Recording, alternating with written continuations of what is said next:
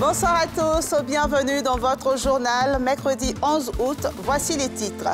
Présent à Abidjan dans le cadre du 27e Congrès mondial de l'Union postale universelle, plusieurs délégations étrangères ont été reçues en audience aujourd'hui par le Premier ministre Patrick Achi. Il a été question de coopération. Les membres du gouvernement ont échangé avec plus de 1000 jeunes aujourd'hui au Palais de la Culture. Cette rencontre a lieu en prélude à la Journée internationale de la jeunesse qui sera célébrée demain 12 août. Nous en parlerons avec notre invité du jour. Il s'agit du directeur de la vie associative et du renforcement des capacités des jeunes, M. Constant Kofi. Et puis à l'étranger, l'Algérie secouée par de multiples incendies. Les flammes ravagent plusieurs régions. Le bilan provisoire est lourd, au moins 69 morts. Un deuil national de 3 jours a été décrété. Le Premier ministre Patrick Achi a reçu aujourd'hui une série de personnalités étrangères. Il s'agit de l'ancien ministre français de la coopération, de l'actuel président de France Volontaire et des ministres angolais, comoriens et ougandais en charge des télécoms. Ils sont venus à Abidjan dans le cadre du 27e Congrès mondial de l'Union postale universelle. Le reportage de Yeli Traoré et d'Aruna Zeba. Mini-ballet diplomatique à la primature ce matin.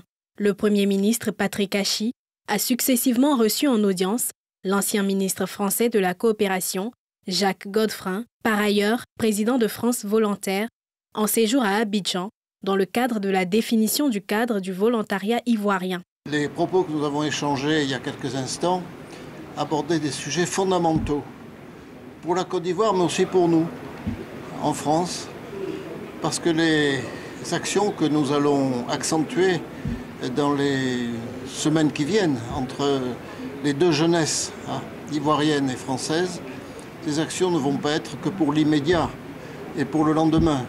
Elles vont être sur le long terme. Et quand on va voir des jeunes de 20 ans, 22 ans franchir la distance dans un sens et dans l'autre, de la part des deux communautés, nous savons que c'est la relation franco-africaine, franco-ivoirienne en particulier, qui va se dessiner pour la fin du siècle. Ce fut ensuite le tour d'une série de ministres africains, en charge notamment du secteur des télécoms, dans leurs pays respectifs, présents à Abidjan dans le cadre du 27e Congrès de l'Union postale universelle, UPU. J'ai remis bien entendu la lettre qui m'a été confiée par notre président à son Excellence le Premier ministre de la République de Côte d'Ivoire. L'occasion, bien entendu, d'échanger aussi sur la coopération entre nos deux pays et des liens, bien entendu, qui unissent nos pays depuis longtemps. Vous savez, l'Union des Comores a toujours eu ses ressortissants qui ont fait des études en Côte d'Ivoire, certains qui sont restés jusqu'alors et d'autres qui sont restés. Nous avons des étudiants qui sont ici, nous avons également des travailleurs. Donc c'était l'occasion d'échanger dans ce sens et de voir davantage se raffermir, se consolider ces relations diplomatiques entre nos deux pays. Pour rappel, la Côte d'Ivoire abrite depuis le lundi 9 août le 27e Congrès de l'Union postale universelle, UPU, et ce, jusqu'au 27 août prochain.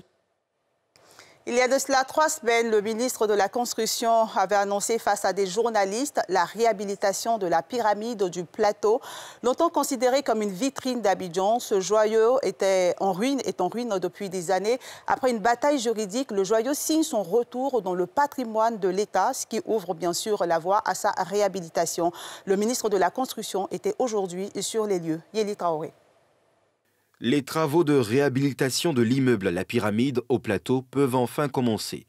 Après la bataille juridique sur la propriété contestée de l'immeuble, le ministre de la Construction, du Logement et de l'Urbanisme, Bruno Koné, a visité le bâtiment et a annoncé la fin du litige qui opposait l'État de Côte d'Ivoire à la société civile immobilière qui revendiquait la propriété du dit immeuble. Le 5 août dernier, donc il y a quelques jours, un accord définitif a pu être obtenu qui rend à l'État de Côte d'Ivoire ce bâtiment emblématique. Donc cela nous permet désormais de dire que la pyramide est à nouveau propriété de l'État de Côte d'Ivoire et que les projets de réhabilitation sur lesquels nous avions déjà commencé à travailler il y a quelques années peuvent être désormais remis sur la table. Cette nouvelle donne permettra par la même occasion le démarrage des travaux de réhabilitation, puisque, dès 2005, le gouvernement avait donné l'ordre de libérer l'immeuble en raison de son état de dégradation très avancé. Nous avons perdu beaucoup de temps à cause de cette situation. Notre volonté à nous, c'est d'aller vite. Je vous l'ai indiqué, depuis 2011, dans les priorités de réhabilitation de l'État de Côte d'Ivoire, il y avait l'immeuble La Pyramide. Et malheureusement, nous avons buté sur cet écueil juridique qui était le titre de propriété, qui n'était pas au nom de l'État de Côte d'Ivoire. Bon, aujourd'hui c'est résolu, donc il faut réengager la discussion avec les personnes qui à l'époque étaient intéressées pour réaliser en partenariat public-privé cette réhabilitation. Peut-être même que le gouvernement recommandera que nous partions dans une démarche plus élargie. Nous verrons, nous aviserons en fonction de ce que nous aurons comme consigne, comme instruction de nos premiers responsables. Mais l'idée, c'est vraiment d'aller le plus vite possible dans la réhabilitation de ce bâtiment. Implanté au cœur du plateau, La Pyramide est un immeuble de type R+14 construit entre 1968 et 1973 et abritait des commerces, des bureaux et des studios d'habitation. En politique, on enregistre la naissance d'un nouveau parti. Il s'agit du Parti démocratique libéral, en abrégé PDL. Ce parti, qui se présente comme un creuset pour la paix et la cohésion nationale, a fait sa rentrée politique. On en parle avec Pierre-Di Pomelin. Les populations de la sous-préfecture de Kamalo, à 50 km de Séguéla, dans le Ouorodougou, ont accueilli dans la liesse populaire le président du PDL, Parti démocratique libéral, un fils et cadre du Ouorodougou. Mamadou Traoré Ségbé, ancien député-maire du PDCI-RDA, vient prendre appui sur ses terres avant de se projeter. Il présente le PDL, son parti, comme un creuset du vivre ensemble. C'est un parti qui est là pour la paix. Tout ce qui veut la paix en Côte d'Ivoire, le Parti libéral est un parti. La liberté, l'égalité, qui dit liberté et l'égalité, produit forcément la paix. Le PDL a été porté sur les fonds baptismaux en 2019. Le jeune parti veut contribuer au jeu démocratique dans le pays.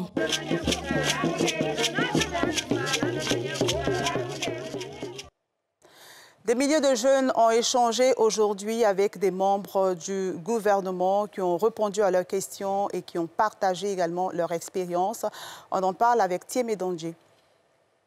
La salle François Louga du Palais de la Culture de Trècheville, temple de la jeunesse ce mercredi. En prélude à la Journée internationale de la jeunesse célébrée chaque 12 août, s'est tenue une rencontre d'échange entre des membres du gouvernement, des jeunes, une initiative du ministère en charge de la jeunesse.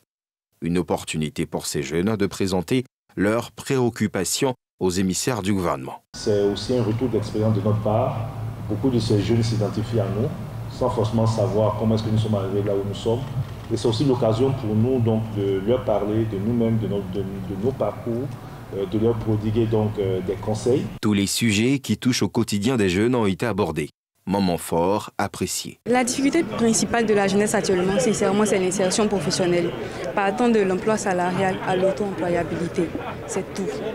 Si on règle cette problématique-là, je crois qu'on n'aura plus à s'en plaindre. On souhaite que toutes les dispositions qui seront prises en faveur de la jeunesse, qu'il y ait une implication précise dans les entités, sinon les fêtières qui gèrent cette jeunesse-là, qui sont le pas entre les membres du gouvernement et nos populations locales. C'est une aubaine pour la jeunesse, parce qu'aujourd'hui, chaque jeune présent dans cette salle a pu exprimer, on va dire, son mécontentement face à tout ce qui se passe.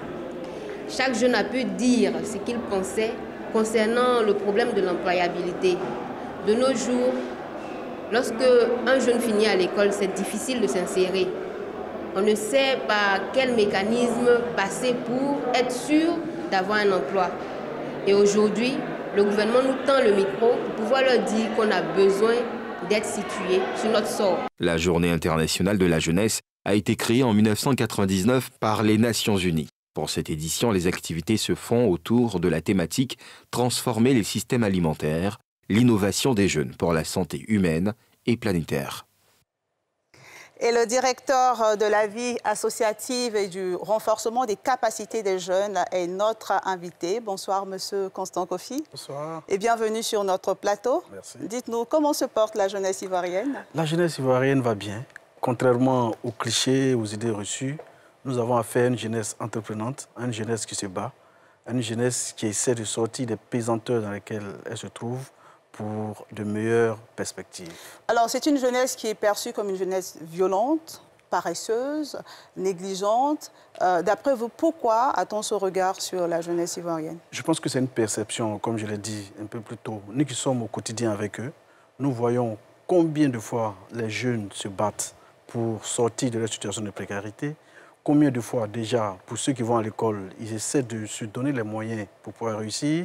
Pour ceux qui veulent s'en sortir après leur formation, combien de fois ils s'engagent au niveau donc de l'auto-emploi, combien de fois ils se mettent. Donc pour nous, c'est un cliché, c'est une idée reçue. Les jeunes de Côte d'Ivoire ont décidé de se battre et nous, au niveau donc du ministère de la promotion de la jeunesse, dirigé par le ministre Manrou Touré, nous avons décidé de les y accompagner pour, comme je l'ai dit, des lendemains meilleurs pour la Côte d'Ivoire. Et ces jeunes-là, justement, aujourd'hui, ont pu échanger avec les membres du gouvernement, ils ont posé des questions.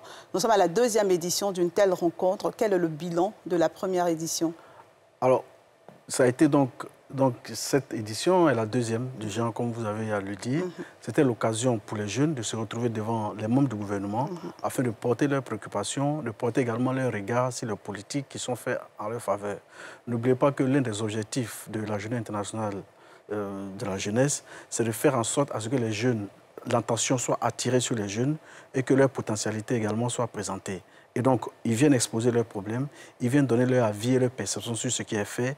Et en retour, les membres du gouvernement leur donnent donc de la motivation et les orientent sur tout ce qui est fait en termes d'initiative pour pouvoir, comme je l'ai dit un peu plus tôt, améliorer leurs conditions et leur meilleure intégration dans la société ivoirienne. Et quand on regarde tous les mots qui minent cette jeunesse, la question qui vient tout de suite, c'est est-ce suffisant? Est-ce que cette rencontre, la rencontre d'un jour, est-ce que cette rencontre est suffisante pour changer la mentalité? Alors, pour nous, cette rencontre n'est pas suffisante. Et c'est parce que cette rencontre n'est pas suffisante que nous ne nous limitons pas à ce type de rencontre. Évidemment, c'est une voie qui est ouverte. Et donc, en dehors de ces rencontres, régulièrement, il y a, à travers les différentes associations des jeunes, ou même les jeunes pris individuellement, il y a des séries de rencontres qui sont faites pour leur exposer donc le dispositif d'accompagnement qui est mis en place par l'État et pour mieux les orienter. Et donc, cette rencontre, c'est ce que nous avons pu voir, mais c'est ce qui s'est fait régulièrement, tout le long de l'année, pour orienter au mieux les jeunes ivoiriens. Pendant la rencontre avec les jeunes que j'ai pu suivre sur Facebook, parce que c'était en direct, le ministre de la Jeunesse a parlé du service civique. Est-ce que vous pouvez nous en dire un peu plus sur l'organisation de ce service, notamment la partie qui concerne les jeunes face à la délinquance? Alors, c'est un projet donc qui est en cours. Je pense que quand tout cela sera à maturité, le ministre lui-même viendra présenter le projet à l'ensemble des Ivoiriens. Ce qu'il faut retenir, c'est que le diagnostic a été posé. Nous avons besoin de traiter donc les jeunes Ivoiriens qui sont en situation difficile. Et c'est donc dans la quête donc de la solution par rapport à ces jeunes qu'une dynamique, une politique est en train d'être mise en œuvre. Et cette politique, comme je l'ai dit, sera parachevée, soumise au gouvernement. Et lorsqu'il sera validé, l'ensemble donc de nos concitoyens pourront voir ce qui a été prévu. Mais ce que je peux dire, c'est que la problématique est posée. L'État a décidé de traiter donc cette problématique et vous allez voir dans les mois à venir le type de solution. Et nous croyons que par cette solution qui va sortir, nous allons améliorer la situation des jeunes qui sont donc en situation difficile. La Journée internationale de la jeunesse sera célébrée demain. Quelles sont les grandes articulations de la célébration en Côte d'Ivoire? Alors, ce qu'il faut dire, c'est que la Journée internationale, effectivement, comme ça a été dit dans le reportage, ça a été institué depuis 1999. Là, c'est chaque 12 août de l'année. Et en prélude à cela, que cette rencontre a eu lieu donc, cet après-midi. Et même avant ça, il y a eu une rencontre qui a été organisée par le ministère avec les entreprises partenaires qui accompagnent le ministère à travers l'Agence Emploi Jeunes pour la prise en compte des jeunes dans leur quête d'autonomisation. Et donc, demain, c'est la célébration officielle. Il y aura diverses activités qui seront organisées aussi bien à Abidjan qu'à l'intérieur du pays. Et ces activités se résument par des activités sociétales, des activités de civisme, de volontariat, mais aussi des activités de renforcement des capacités, parce que nous croyons qu'une jeunesse bien formée, bien éduquée, est capable de pouvoir produire quelque chose de bon pour la Côte d'Ivoire. Et aussi, des jeunes donc, qui ont pu s'en sortir, qui ont pu réussir, seront présentés comme modèles à d'autres jeunes afin qu'ils puissent les servir de catalyseurs pour ne jamais baisser les bras et pour continuer à travailler. Et donc, sur toute la semaine et jusqu'à la fin du mois, la question de la jeunesse sera au cœur de la problématique de nos actions. Ma dernière question sera donc sur le chômage. Quand on pense à la jeunesse ivoirienne, on pense tout de suite au chômage. Et vous avez pu le voir pendant les rencontres, les jeunes avaient des doléances sur leur insertion professionnelle. Beaucoup d'activités sont menées par le ministère. La question, c'est pourquoi on n'arrive pas à faire baisser le taux de chômage en Côte d'Ivoire? Écoutez, pas qu'on n'arrive pas à faire baisser le taux de chômage. De toute façon, je ne reviendrai pas sur les chiffres, sur la définition du chômage, sur ce que les statisticiens du travail ont pu produire comme chiffres. Mais ce qu'il faut savoir, c'est que le ministre l'a annoncé hier, pour l'année 2000, pour l'année dernière, c'est près de 120 000 jeunes qui ont été traités par les dispositifs de l'emploi jeune. En dehors de cela, d'autres jeunes ont pu donc s'engager dans l'auto-emploi et d'autres jeunes ont pu avoir des activités dans l'emploi formel. Évidemment, il y a chaque année près de 300 000 jeunes qui quittent le système scolaire et qui se retrouvent sur le marché de l'emploi. Et donc le nombre augmente chaque fois. C'est pourquoi cette perception apparaît. Et donc pour régler ce problème, le gouvernement ivoirien, à travers donc le ministère de la Jeunesse, a décidé de mettre en place un certain nombre de dispositifs pour accompagner les jeunes. Et donc nous encourageons les jeunes à venir visiter les guichets emploi qui sont sur tout le territoire, sur l'étendue du territoire, les agences emploi jeunes et toutes les plateformes qui sont créées en vue de les orienter dans leur recherche d'emploi. Mais aussi, pour tous ceux qui sont en quête de financement, il y a un dispositif qui existe à 3 niveaux. Le système d'Agir pour les jeunes, les systèmes d'emploi et des projets qui vont donc de 1 à 5 millions et également les projets structurants de plus de 5 millions. Et tout cet accompagnement permet d'apporter une solution au problème des jeunes. C'est vrai, ce n'est pas suffisant. Par le nombre des jeunes chaque année s'augmente, ceux qui sont dans le besoin, mais nous croyons que déjà en s'appropriant ce qui est fait, nous allons considérablement diminuer la situation de précarité des jeunes et puis à terme régler la question du chômage des jeunes. Pas définitivement certainement, mais en bonne partie. Merci Monsieur Constant Kofi pour toutes ces informations. Merci Je rappelle que vous êtes le directeur de la vie associative et du renforcement des capacités des jeunes. Merci d'être venu sur le plateau de ce JT. On poursuit donc ce journal interrompu du fait de la pandémie de Covid-19. Les activités de recensement général de la population et de l'habitat ont repris. Le recrutement de 40 000 jeunes de 15 à 45 ans a été lancé par les ministres Kaba Nialé et Mamadou Touré. On en parle avec Pierre Di-Pomelin. L'étape de dénombrement des personnes dans le cadre du recensement général de la population et de l'habitat se tiendra du 1er au 21 novembre prochain partout en Côte d'Ivoire. Pour ce faire, la ministre Kaba Nialé et Mamadou Touré ont lancé la phase de recrutement de 40 000 agents recenseurs qui seront essentiellement des jeunes. La phase d'inscription en ligne s'ouvre maintenant. Elle prend fin le 21 septembre. Elle concerne 40 000 jeunes de 15 à 45 ans. Qui ont un niveau d'études minimum du niveau de la classe de première. Je voudrais encourager tout le monde, les jeunes hommes, les jeunes filles, à s'inscrire massivement sur la plateforme.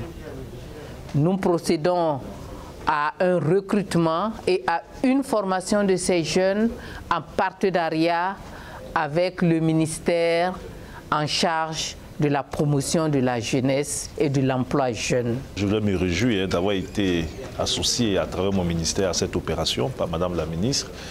Il s'agit d'une opération de recensement des populations, mais qui va offrir l'opportunité à 40 000 jeunes. Vous savez que la question de la formation et de l'insertion des jeunes est au cœur des priorités du gouvernement. Là, nous avons une initiative nationale qui est lancée, mais qui va offrir, comme je l'ai dit tantôt, une opportunité à 40 000 jeunes qui seront formés, qui auront une opportunité d'emploi temporaire, mais qui, après donc, cette opération, seront mis à la disposition donc de l'Institut national des statistiques et vont constituer une base de données. Et pour toutes les enquêtes ultérieures qui se feront, ces jeunes pourraient être consultés. Les jeunes sont donc invités à soumettre leur dossier de candidature sur le site recrutement.rp2021.ci. La contribution du ministère de la Promotion de la Jeunesse, de l'Insertion professionnelle et du service civique à travers l'Agence Emploi Jeunes porte sur le financement de la formation de ces 40 000 agents qui seront recrutés pour un coût de 1 milliard de francs CFA. En Algérie, pompiers, militaires et civils luttent encore contre le feu. De violents incendies ravagent le pays depuis hier. Le bilan provisoire fait état d'au moins 69 morts. Un deuil national de 3 jours a été décrété. Une cinquantaine d'incendies attisés par un épisode de canicule.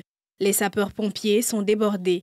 La population se défend comme elle peut face aux flammes ravageuses. Au moins 42 personnes, dont 17 civils et 25 militaires, ont perdu la vie dans ces incendies qui ravagent le nord de l'Algérie, notamment en Kabylie. Les autorités du pays parlent d'incendies d'origine criminelle. Le président Abdelmadjid Tebboune a déploré sur Twitter la mort de 25 militaires qui tentaient d'éteindre les incendies, présentant ses condoléances aux familles des victimes. Le ministère de la Défense nationale a précisé que 14 autres militaires souffraient de brûlures à différents degrés. Leur intervention a permis de sauver des flammes 110 citoyens, hommes, femmes et enfants, selon le communiqué. Pays le plus étendu d'Afrique, l'Algérie ne compte que 4,1 millions d'hectares de forêt, avec un maigre taux de reboisement de 1,76%. Chaque année, le pays est touché par des feux de forêt. En 2020, près de 44 000 hectares de taillis sont partis en fumée. Les autorités avaient annoncé avoir arrêté plusieurs auteurs de ces incendies criminels. Et c'est la fin de ce journal. Merci de l'avoir suivi. Demain, vous serez avec Pierre Akpro. J'aurai le plaisir de vous retrouver le dimanche dans le cadre de NCI 360. Prenez soin de vous.